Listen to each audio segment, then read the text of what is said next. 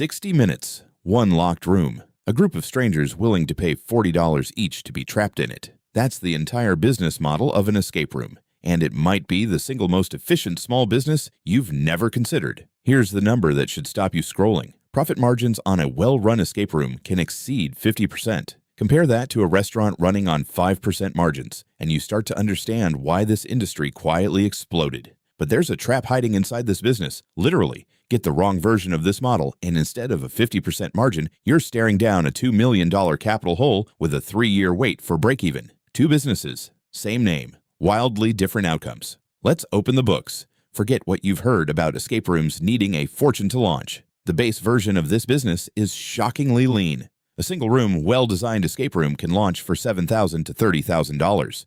That's not a typo. That's less than most people spend on a used car. Here's where that money goes. Room design and theming, physical props and puzzle mechanisms, locks and electronic triggers, basic security cameras, and licensing your city requires. A polished, multi-room venue with 3 or 4 themed rooms pushes that number toward 6 figures. But even then, you're nowhere near the capital demands of a gym or a mini golf venue. This is gate to gate, one of the cheapest immersive entertainment businesses you can start. But here's where it gets dangerous. The moment you start chasing premium, augmented reality, motion sensors, projection mapping, app-based gameplay, the entire cost structure detonates. High-tech AR escape room builds have required capital expenditures north of $300,000, with some fully immersive tech-forward concepts demanding cash reserves as high as $670,000 just to survive the opening runway. The most aggressive tech build-outs, the kind chasing a fully digital, sensor-driven experience, have pushed total capital needs into the millions, with payback periods stretching 3 to 4 years. Why? Because you're no longer running an escape room.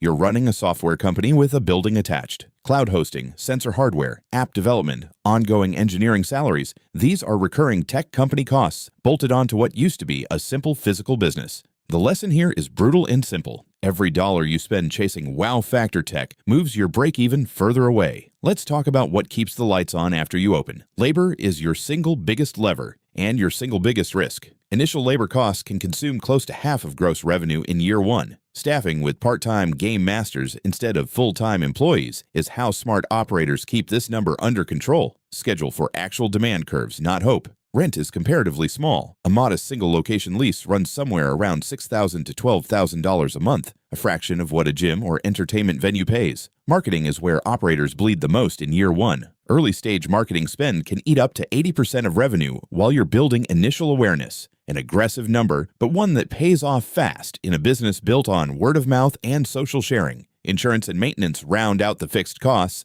Liability coverage is non-negotiable when you're locking paying customers in a room, even a fake one. Here's the number that makes people quit their jobs. Monthly revenue between $15,000 and $50,000 is realistic for a single well-located room. Scale that across a full year, and well-run escape room businesses generate over $300,000 annually per location. The math behind a single room is almost absurd. Charge $30 a player, fit 8 people in a room, run 8 sessions a day at full capacity. That's potentially $2,400 in a single day from a single room. Reality check. You won't run at full capacity every day. Weekday afternoons are dead. Weekend evenings are gold. The operators who actively chase corporate team-building bookings, often the highest margin segment in this entire industry, are the ones who turn pretty good into genuinely excellent revenue.